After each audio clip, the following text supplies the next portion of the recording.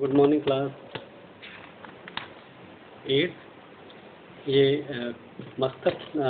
यह मातृभूमि मेरी कविता, पहली कविता है मातृभूमि। यह मातृभूमि कविता के हमने लिखित प्रश्नों तक आपको करा दिया था। आपको पीडीएफ भी भेज देंगे टाइप करके, टाइपिंग का पीडीएफ भेज देंगे आपको। और अब देखिए, ये हम दीर्घ उत्तरीय प्रश्न पर चलते हैं। मातृभूमि किसे कहते हैं? तो पहला प्रश्न है, मातृभूमि किसे कहते हैं? तो मातृभूमि वह होती है जो माता के समान हमारा पालन पोषण करती है। मातृभूमि देश की भूमि को कहा गया है जहां हम जन्म लेते हैं और देश को माता मानकर उसकी सेवा करते हैं तथा जो माता के समान हमारा पालन पोषण करती है। दूसरा देखिए, कविता का मूल भाव अपने शब्दों में लिखिए। तो देखिए, इस कविता में कवि ने भारत के भौगोलिक, प्राकृतिक एवं गौरवशाली अतीत का वर्णन किया है। वह उन पर गर्व करते हुए हिमालय, सागर, झरने तथा अमराइयों की प्रशंसा करता है। वह अमराइयों की भी प्रशंसा करते हैं। कवि भारत के भूमि के एक एक क्षेत्र की प्रशंसा करते हैं। कवि स्वयं को धन्य मानते हैं कि उनका जन्म इस भूमि पर हुआ है जहाँ श्री राम, माता सीता, कृष्ण, श्री कृष्ण, गौतम बुद्ध जैसे महापुरुषों ने जन्म लिया। अतः हमें उनके द्वारा दिखाए गए मार्ग पर चलना चाहिए और हमें इस भारत भूमि, मातृभूमि की रक्षा करनी चाहिए। उसके बाद देखिए, दीर्घोत्तरीय प्रश्न में पेज नंबर 4 पे आइए। पेज नंबर 4, आशय स्पष्ट कीजिए। तो आशय स्पष्ट कीजिए में देखिए, जन्मे जहाँ थे रघुपति, जन्मी जहाँ थी सीता, श्री कृष्ण ने सुनाई बंसी पुनीत गीता। तो इसका अर्थ है, आशय स्पष्ट कीजिए में लिखेंगे आप। कवि भारत भूमि की प्रशंसा करते हुए कहते हैं कि इस पावन भूमि पर श्री रघुपति अर्थात श्री राम ने जन्म लिया था। इसके साथ ही सीता जी का जन्म भी यहीं पर हुआ था। इस पुण्य धरा पर ही श्री कृष्ण ने बंसी बजाई थी और पवित्र गीता का उपदेश सुनाया था। दूसरा है, गंगा यमुन त्रिवेणी नदियाँ लहर रही हैं, जगमग छटा निराली पग पग छहर रही हैं। इसका आप आशय स्पष्ट करिए में देखेंगे। कवि का आशय यह है कि भारत की पावन धरती पर गंगा, यमुना और सरस्वती जैसी त्रिवेणी नदियां लहराती हैं। त्रिवेणी कहते हैं 3 नदियों का संगम। जहां पर गंगा, यमुना और सरस्वती का संगम होता है वह उत्तर प्रदेश के प्रयाग में होता है, जहाँ पर प्रयागराज तीर्थ कहते हैं, हिमालय के पास, ये इलाहाबाद के पास है, इलाहाबाद। और यहाँ पर तीनों नदियाँ लहराती ही मिलती हैं, जिसका सौंदर्य, जिसकी छटा निराली है।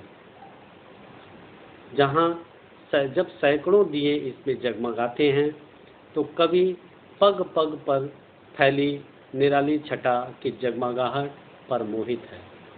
उसके बाद देखिए, बहुविकल्पीय प्रश्न। बहुविकल्पीय प्रश्न में आप देखेंगे और इसे निशान लगाते चलेंगे। बहुविकल्पीय प्रश्न में देखिए, यह है प्रस्तुत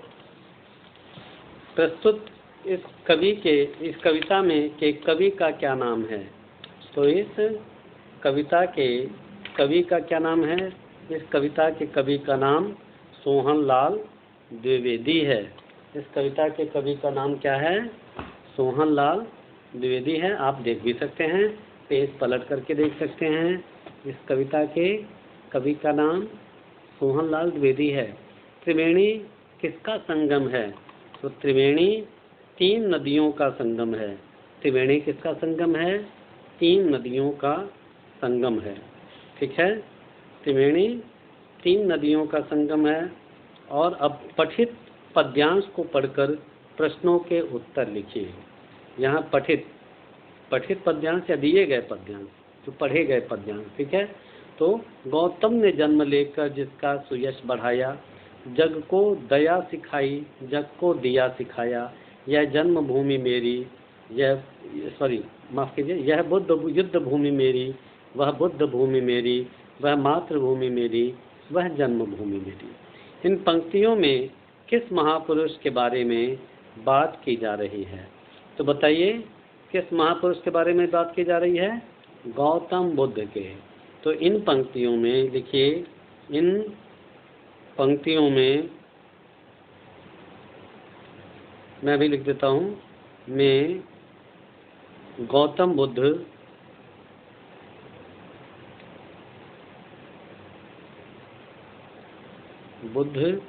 जी की बात की जा रही है, जी की बात की जा रही है।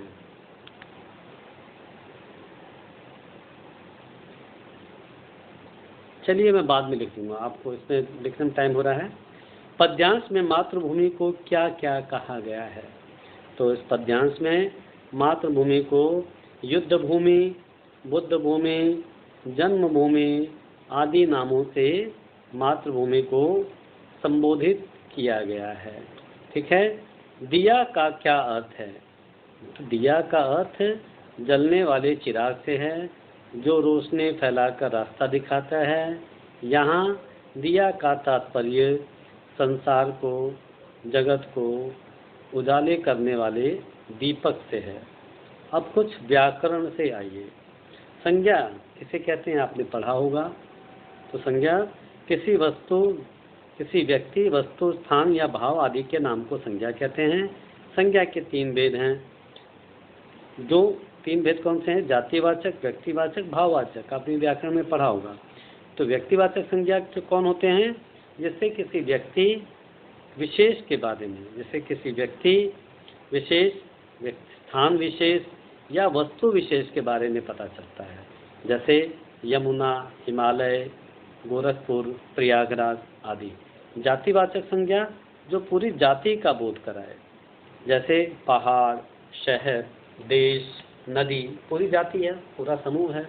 और उसके बाद होता है गुणवाचक, भाववाचक संज्ञा। तो भाववाचक जो किसी गुण, स्थिति, दशा आदि का बोध कराए, जैसे बचपन, मिठास, बुढ़ापा आदि।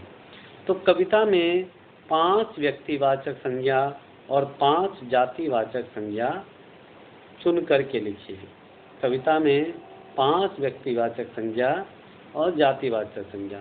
तो व्यक्तिवाचक संज्ञा देखिए, हिमालय, गौतम, गंगा, यमुना, श्री कृष्ण, ये सब व्यक्तिवाचक किसी एक व्यक्ति के बारे में है। गंगा, यमुना, हिमालय, श्री कृष्ण और गौतम बुद्ध। जातिवाचक संज्ञा देखिए, नदियाँ, पहाड़ियाँ, चिड़ियाँ, कोयल, झरने, ठीक है। मैं इसका अभी लिख करके, बुक में लिख करके फ़ोटो खींच के भी डाल देता हूँ। और कुछ मैंने जो टाइप किया है वो टाइप पेज भी आपको स्कैन करके डाल देता हूँ, टाइप वाला भी। तो अब पर देखिए, पढ़िए और समझिए। तत्सम शब्द, जो शब्द संस्कृत भाषा के ज्यों त्यों हिंदी में आ गए हैं उन्हें तत्सम कहते हैं। मतलब संस्कृत और हिंदी में जिनका कोई भी परिवर्तन नहीं हुआ। और उसके बाद है तद्भव। तद्भव यानी उससे भव, संस्कृत भाषा के वे शब्द जो हिंदी भाषा में थोड़ी परिवर्तन के साथ प्रयोग किए जाते हैं उन्हें तद्भव कहते हैं। व्याकरण में आप पढ़े होंगे, जो आपको व्याकरण जो सर पढ़ाते हैं, जो टीचर पढ़ाते हैं उन्होंने पढ़ाया होगा। तो अब यहाँ देखिए, नीचे दिए गए शब्दों के तत्सम रूप लिखिए। जैसे नित्य का नित्य, उच्च का नित्य का नित्य होगा, और उच्च का क्या होगा बताइए, तो बता सकता है?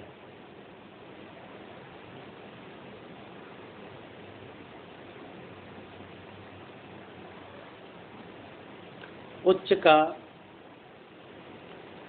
नीचे गए तत्सम शब्दों तद्भव रूप लिखिए। ये तत्सम शब्दों के तद्भव, पहला उदाहरण है, ये गलत है। तो ये उच्च नित्य क्या तद्भव है, ये तत्सम होना चाहिए। नित्य का नित्य होगा, ठीक है। उच्च का ऊंच होगा, ऊंचा, ठीक है। पुण्य का पुण्य होगा, पुण्य का पवित्र, पुण्य का पवित्र। स्वर्ण का सोना, मरण का, और पग का पैर, पुनीत का पावन। तो पहला ये क्या है? उच्च का ऊंचा, पुण्य का पुण्य, स्वर्ण का सोना, पग का पैर और पुनीत का पावन। उसके बाद शब्दों के विलोम शब्द कविता से छांट कर लिखिए। अधर्म का क्या होगा? धर्म। अपयश का क्या होगा? सुयश। मरण का क्या होगा? जन्म। नीचा का क्या होगा? ऊंचा। पाप का क्या होगा? पुण्य। और पाताल का क्या होगा? आकाश। ठीक है। नीचे दिए गए शब्दों के अर्थ स्पष्ट करते हुए इनका वाक्यों में प्रयोग कीजिए। ठीक है जी, तो इसको बाद में कर लेंगे।